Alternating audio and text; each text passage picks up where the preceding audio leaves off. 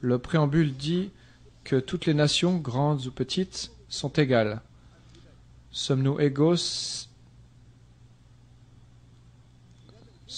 s'agissant des sièges permanents?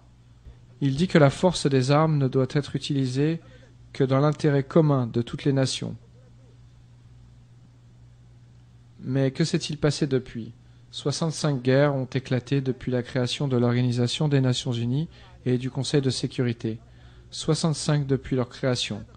Vous ne savez pas encore, mais vous êtes sur le point d'écouter le discours le plus révoltant et mémorable de tous les temps. Ça vous donnera de la frisson. Il s'agit d'un événement de 2009, peu avant l'assassinat de Muammar Kadhafi. Il s'est porté défenseur des pays opprimés et triché. Il rebaptise le Conseil de sécurité Conseil de terreur, déchirant le texte fondateur de l'ONU à la tribune. Voici le discours sans langue de bois de Muammar Kadhafi. Comme on le sait, l'ONU a été créée par 3 ou 4 pays, à l'époque unis contre l'Allemagne. L'ONU s'est formée avec les pays qui s'étaient réunis pour lutter contre l'Allemagne pendant la Seconde Guerre mondiale.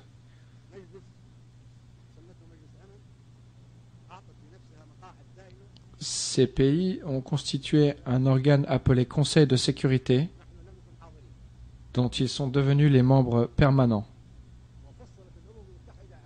et se sont octroyés le droit de veto. Nous n'étions pas là à l'époque.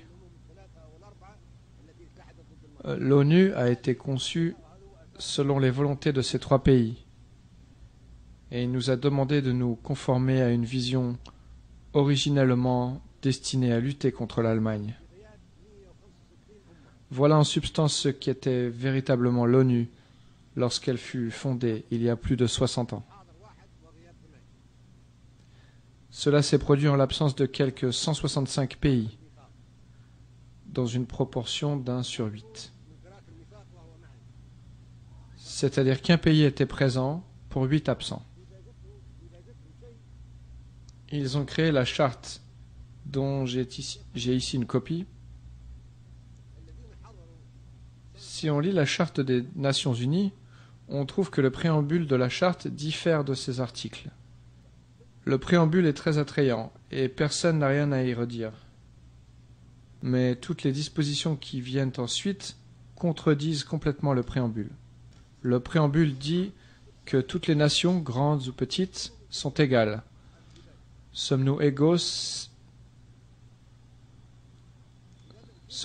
s'agissant des sièges permanents? Non, nous ne sommes pas égaux. Le préambule déclare noir sur blanc que toutes les nations sont égales, qu'elles soient grandes ou petites. Avons-nous le droit de veto? Sommes-nous vraiment égaux? Le droit de veto contredit donc la charte. Les sièges permanents contredisent la charte. Nous n'acceptons ni ne reconnaissons le droit de veto. Le préambule de la charte déclare qu'il ne sera pas fait usage de la force des armes, sauf dans l'intérêt commun. C'est le préambule que nous avons adopté et signé, et nous avons rejoint l'ONU parce que nous voulions que la charte reflète ces idées. Il dit que la force des armes ne doit être utilisée que dans l'intérêt commun de toutes les nations. Mais que s'est-il passé depuis? 65 guerres ont éclaté depuis la création de l'Organisation des Nations Unies et du Conseil de sécurité. 65 depuis leur création, faisant des millions de victimes, de plus que la Deuxième Guerre mondiale. Ces guerres, ainsi que le recours à l'agression et à la force au cours de ces 65 guerres, sont-elles dans l'intérêt commun de tous? Non, elles sont dans l'intérêt d'un ou 3 ou 4 pays. Le préambule déclare également que s'il est fait usage de la force des armes, cela doit être une force de l'ONU. Par exemple, si la Libye attaque la France, l'Organisation des Nations Unies devra prendre des mesures répressives contre l'ennemi libyen.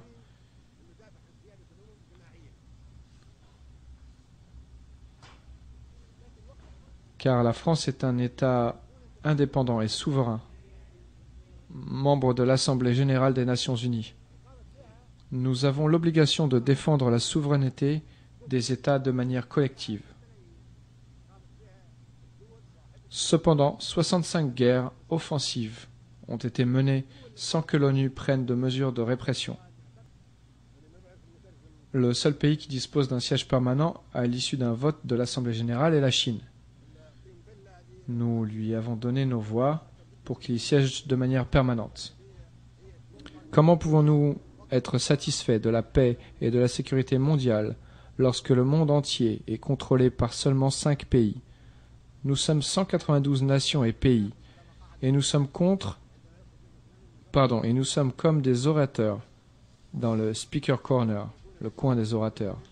Nous faisons simplement un discours et ensuite nous disparaissons. C'est ce que vous faites actuellement.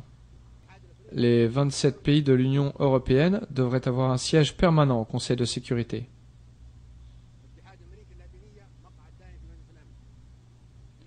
Les pays de l'Union africaine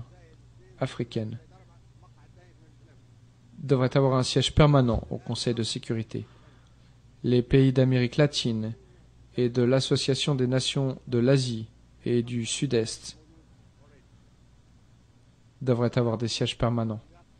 La Fédération de Russie et les États-Unis d'Amérique ont déjà des membres permanents du Conseil de sécurité.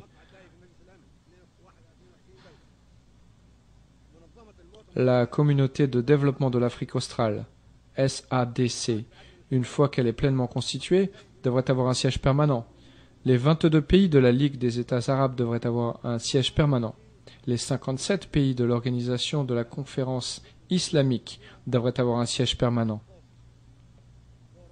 Les 118 pays du mouvement des pays non alignés devraient avoir un siège permanent. Il y a également le G100. Peut-être les petits pays devraient eux aussi avoir un siège permanent. Les pays qui ne font pas partie de ces unions que j'ai mentionnées pourraient peut-être avoir également un siège permanent qu'ils occuperont à tour de rôle tous les 6 ou 12 mois. Notre proposition est donc que le Conseil de sécurité sera composé d'unions et de nations. Ainsi, nous consacrerons les principes de justice et de démocratie et nous n'aurons désormais plus un Conseil de sécurité composé de pays choisis parce qu'ils ont des armes nucléaires, de grandes économies ou des technologies avancées. C'est ça le terrorisme. Nous ne pouvons permettre que le Conseil de sécurité soit dirigé par des superpuissances. C'est bien là le terrorisme en soi.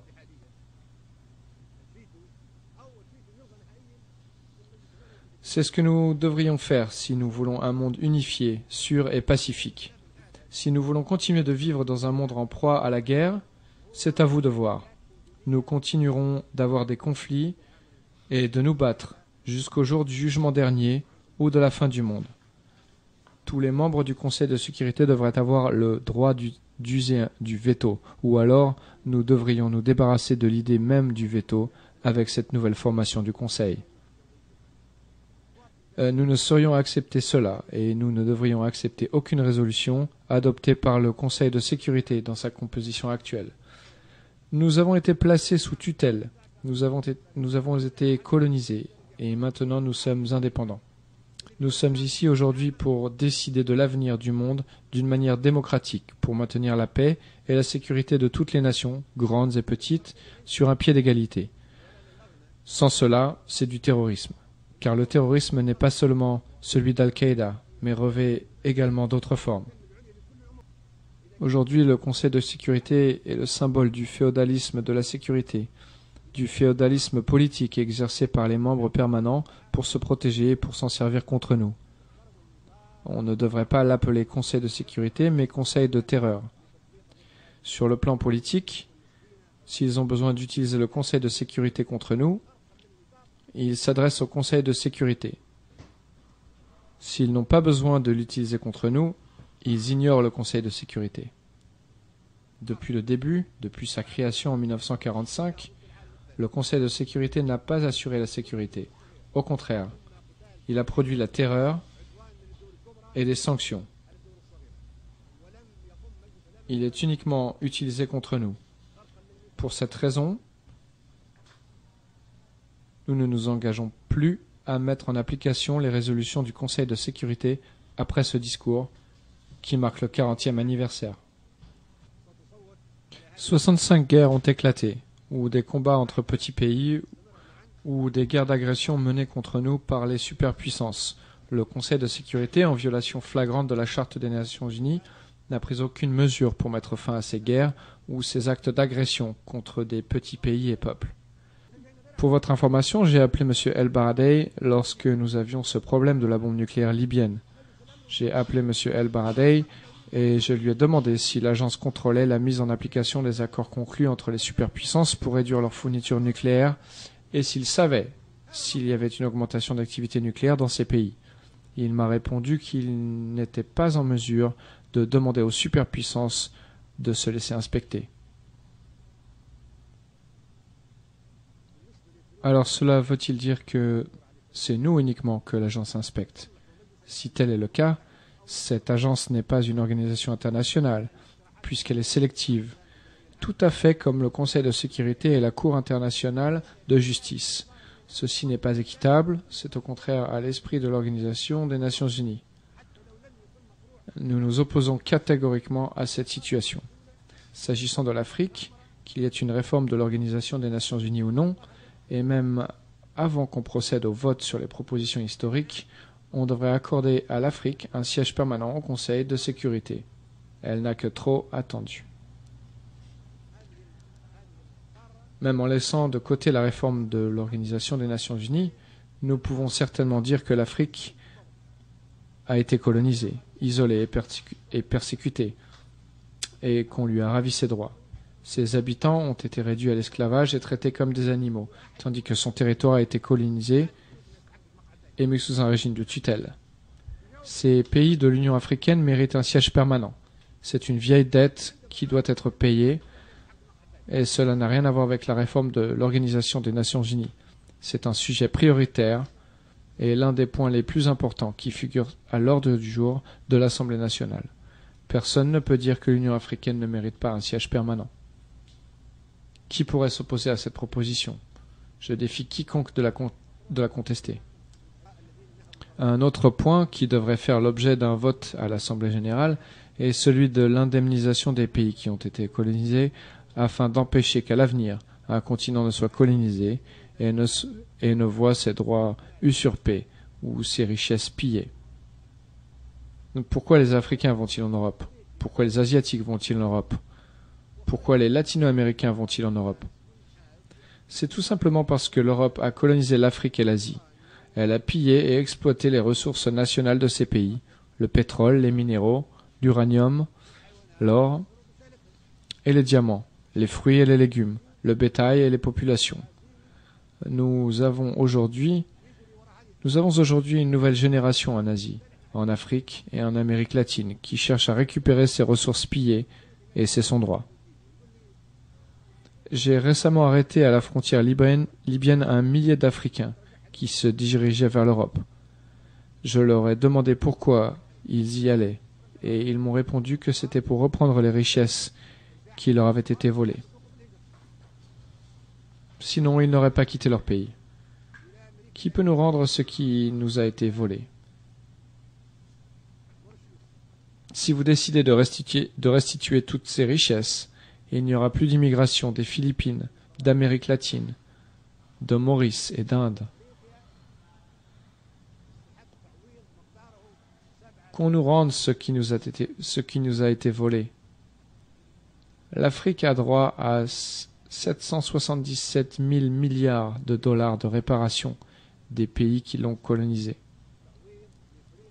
Les Africains exigeront cette somme.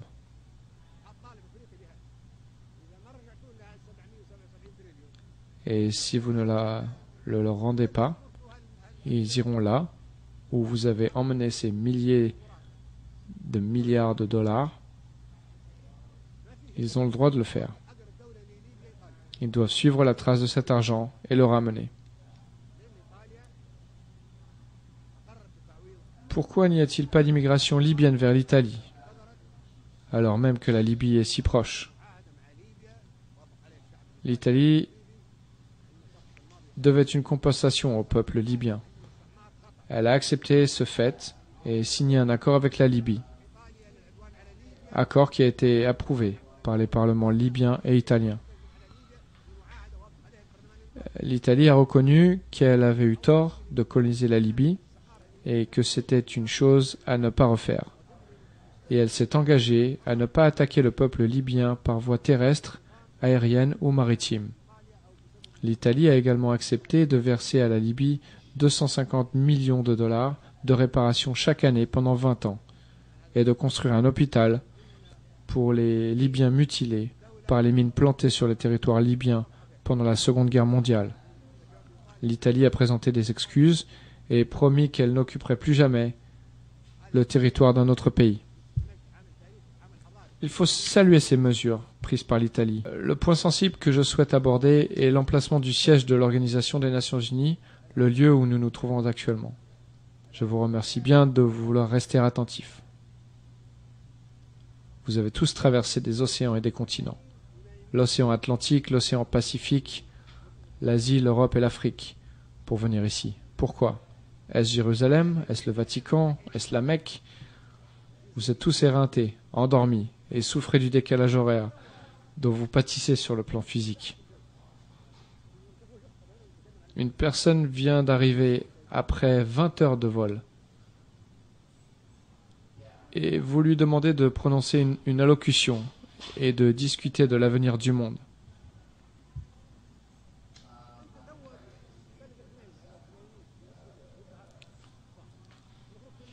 Il est clair que vous êtes tous assoupis et fatigués. Pour quelle raison? Pourquoi cette fatigue? Vous, par exemple, dans votre pays, les gens dorment en ce moment, en pleine nuit. Mais vous êtes réveillés alors que vous devriez dormir en fonction de votre horloge biologique. Je me suis réveillé ce matin à 4 heures, heure locale de New York. Avant l'aube, car en Libye, cela correspond à 11 heures du matin. Je me suis levé tard, si on tient compte du fait qu'il est 11 heures en Libye.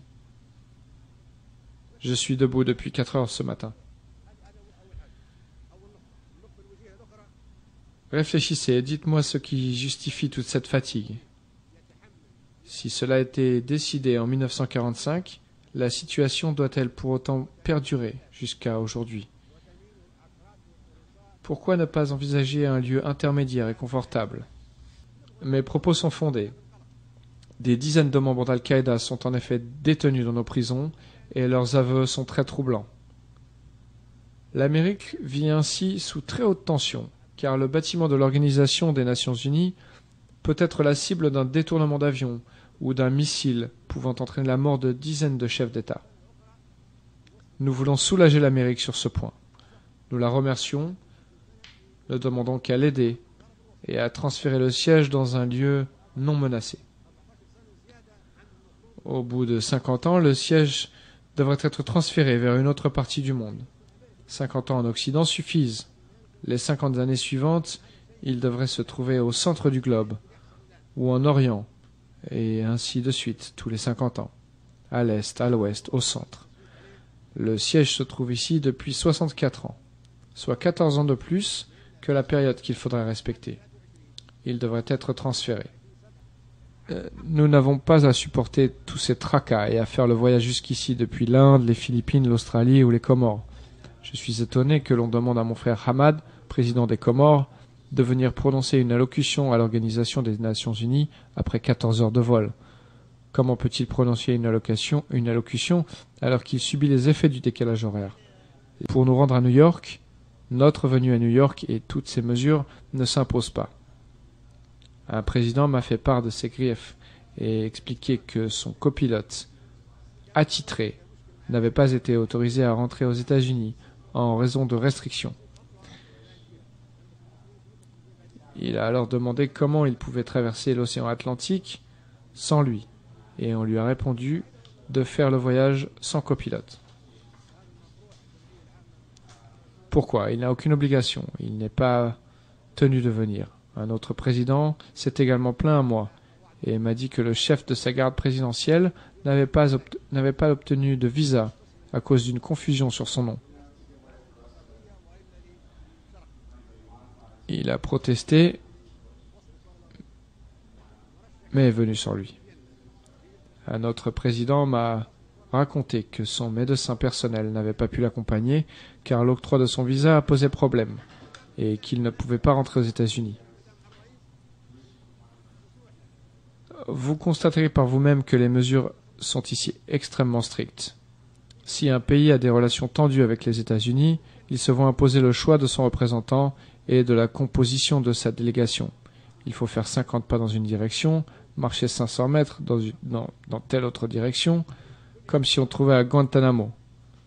S'agit-il d'un membre de l'Organisation des Nations Unies ou d'un détenu de Guantanamo? Voici ce qui est soumis au vote de l'Assemblée générale, le transfert du siège. Si 51% de ses membres votent pour le transfert du siège, il faudra procéder à un autre vote pour décider de son nouvel emplacement, au centre du globe ou en Orient. Imaginons que l'Assemblée choisisse la première option et que la candidature de ces deux villes, Sirte et Vienne, soit soumise à un vote.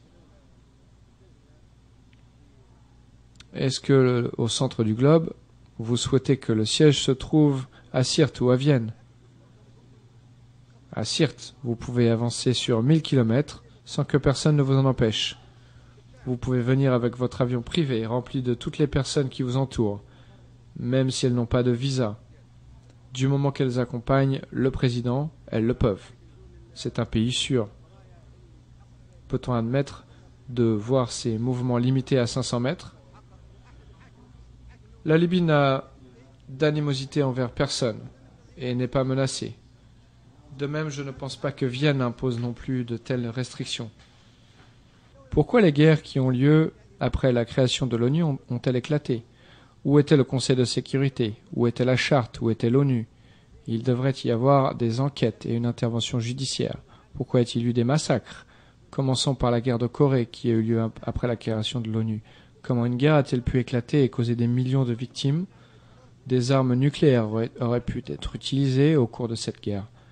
Les responsables de ce conflit devraient être jugés et devraient payer des indemnités et des dommages. Venons-en maintenant à la guerre du canal de Suez en 1956. Ce dossier devrait être grand ouvert. 3 pays ayant un siège permanent au Conseil de sécurité et qui jouissent du droit de veto au Conseil de sécurité ont attaqué un État membre de l'Assemblée générale. Un État souverain, l'Égypte, a été attaqué. Son arme décimée. Des milliers d'Égyptiens tués et de nombreuses villes égyptiennes détruites. Tout cela parce que l'Égypte voulait nationaliser le canal de Suez.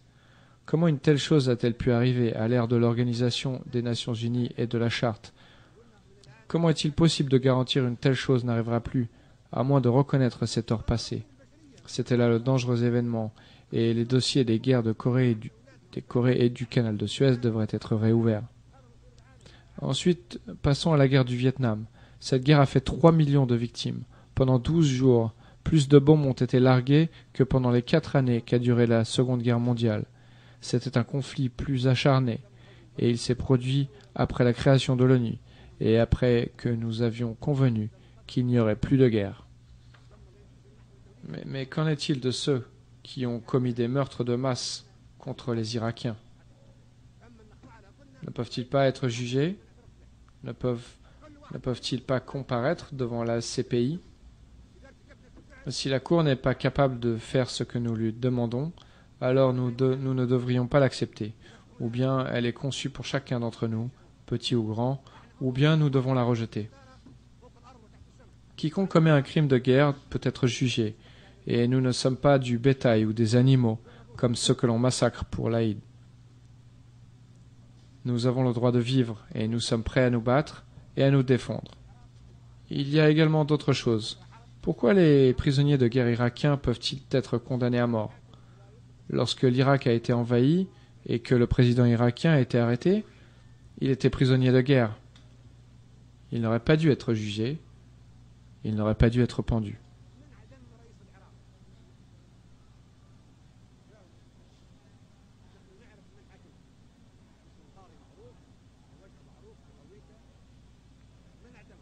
Une fois la guerre terminée, il aurait dû être libéré. Nous voulons savoir pourquoi un prisonnier de guerre devait être jugé. Qui a condamné à mort le président de l'Irak? Y a-t-il une réponse à cette question? Nous connaissons l'identité du juge qui a conduit le procès. Mais quant à ceux qui ont serré le nœud autour du cou du président le jour du sacrifice et l'ont pendu, ces personnes portaient des masques. Comment une telle chose a-t-il pu se produire dans un monde civilisé? Et il s'agissait de prisonniers de guerre de pays civilisés obéissant au droit international. Comment des ministres d'un gouvernement et un chef de l'État ont-ils pu être condamnés à mort et pendus? Ceux qui les ont jugés étaient-ils des avocats ou des membres d'un système judiciaire? Savez-vous ce que les gens disent? Ils disent que les visages derrière ces masques étaient ceux du président des États-Unis et du premier ministre du Royaume-Uni, et que ce sont eux qui ont exécuté le président irakien. Pourquoi les bourreaux ne montrent-ils pas leur visage? Pourquoi ne connaissons-nous pas leur grade? Pourquoi ne savons-nous pas s'il s'agissait d'officiers, de juges, de soldats ou de docteurs? Comment se fait-il que le président d'un État membre de l'Organisation des Nations Unies ait été condamné à mort et exécuté? Nous ne connaissons pas l'identité de ces bourreaux. L'ONU a le devoir de répondre à ces questions. Qui a exécuté la sentence de mort? Qui a tué Patrice Lumumba et pourquoi? Nous voulons simplement que cela figure dans les annales de l'histoire africaine. Nous voulons savoir comment un dirigeant africain, un libérateur, a pu être assassiné. Qui l'a tué? Nous voulons que nos fils puissent lire l'histoire de l'assassinat de Patrice Lumumba, le héros de la lutte pour la libération du Congo. Nous voulons connaître les faits, même 50 ans plus tard. C'est l'un des dossiers que nous devons rouvrir. Il y a en effet un demi-million de colons israéliens en Cisjordanie et 1 million de Palestiniens colonisés dans le territoire appelé Israël. Comment en faire 2 États? Le monde doit envisager l'instauration d'un seul État démocratique, exempt de fanatisme religieux et de sectarisme fondé sur la nationalité ou la langue. Ces attitudes réactionnaires n'ont plus lieu d'être. Ce sont des idées remontant à l'époque du rideau de fer, de la Seconde Guerre mondiale, d'Arafat et de Sharon. Cette époque est révolue. La nouvelle génération veut un seul État démocratique et nous devons déployer tous les efforts possibles pour y parvenir. Il faut imposer un seul État dans lequel chacun peut vivre en paix. Regardez les jeunes Palestiniens et les jeunes Israéliens. Ils veulent vivre en paix dans un seul pays démocratique. Il faut en finir avec ce problème qui embarrasse le monde entier. Le livre blanc que vous pourrez regarder, M. Trekkie propose la solution intitulée Isratin. Il n'y a pas d'animosité entre nous. Les Arabes n'ont pas d'animosité contre les Israéliens. Ils sont cousins et vivent ensemble, en paix. Les réfugiés palestiniens devraient regagner leur pays pour vivre en paix dans un État unique. C'est vous qui les avez brûlés. C'est vous qui êtes responsable de l'Holocauste et qui avez construit les fours crématoires et les chambres à gaz en Europe. C'est vous qui haïssez les Juifs, ce n'est pas nous. Nous leur avons donné refuge pendant l'ère romaine, lorsqu'ils ont été expulsés d'Andalousie, et à l'époque de la guerre avec Hitler, des fours crématoires d'Hitler et les gaz mortels. Nous les avons protégés. Vous les avez expulsés. Et vous leur avez dit d'aller combattre les Arabes. Rétablissons la vérité. Nous ne sommes pas les ennemis des Juifs. Ce sont nos cousins. Les Juifs vont un jour avoir besoin des Arabes, et les Arabes vont les protéger dans l'avenir, comme ils l'ont fait dans le passé. Rappelez-vous de ce que Titus, Adrien, Édouard Ier et Hitler ont fait aux Juifs. C'est vous qui les haïssez.